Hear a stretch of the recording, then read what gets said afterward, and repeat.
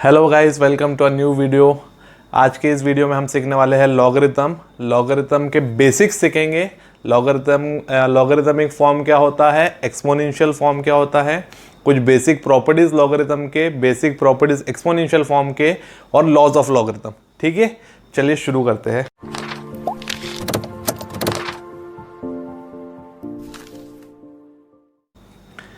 सबसे पहले हम देखेंगे exponential form.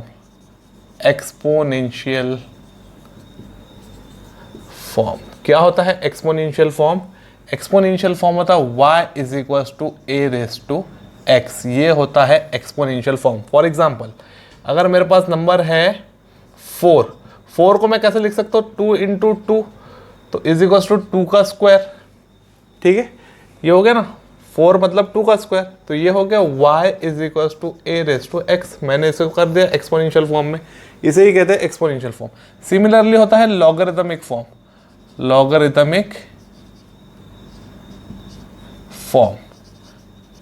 Logarithmic form exponential form का इनवर्स होता है। तो x is equal to log y to the base a।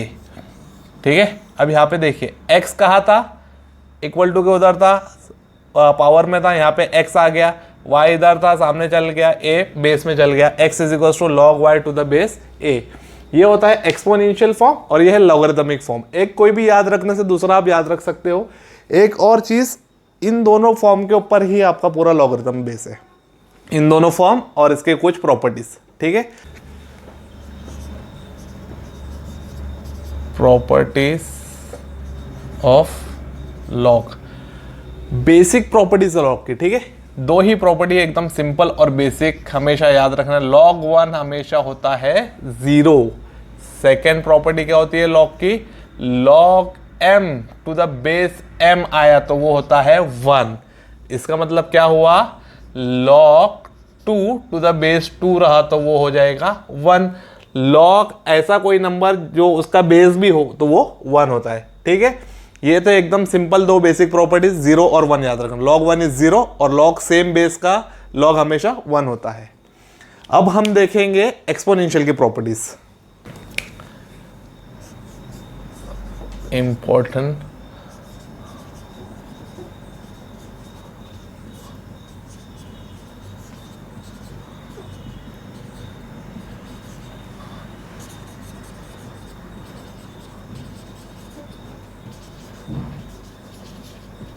ठीक है, सब इंपॉर्टेंट फॉर्मूले बोले या फिर प्रॉपर्टीज बोले एक्सपोनेंशियल फॉर्म के, बहुत ही सिंपल है।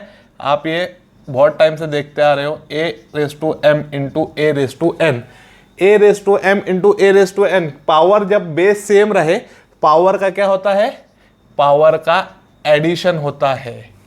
ठीक है, जैसे कि मैंने बताया था इससे पहले वाले एग्जाम्पल में, 2 इंटू 2 4 होता है, तो हमने क्या लिखे? 2 का स्क्वायर। ये 2 का स्क्वायर क्यों हुआ?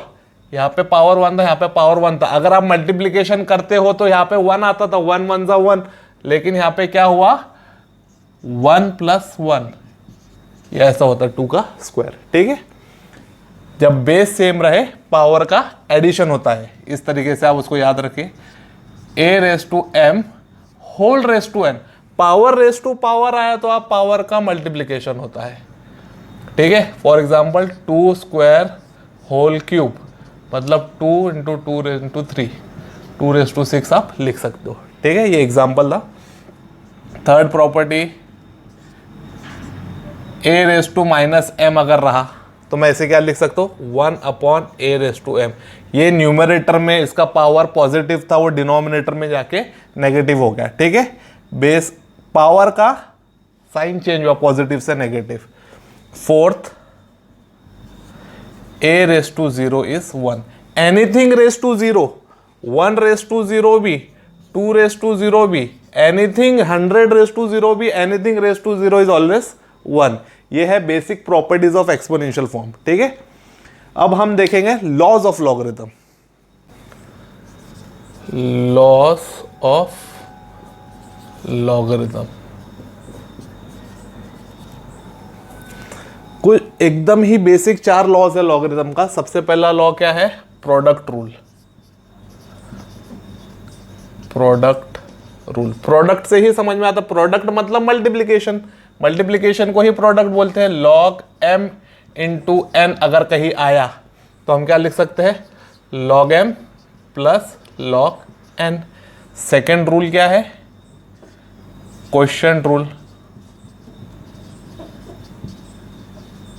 मतलब log m अपॉन n अगर आया तो हम लिख सकते हैं log m minus log n। Third है पावर रूल,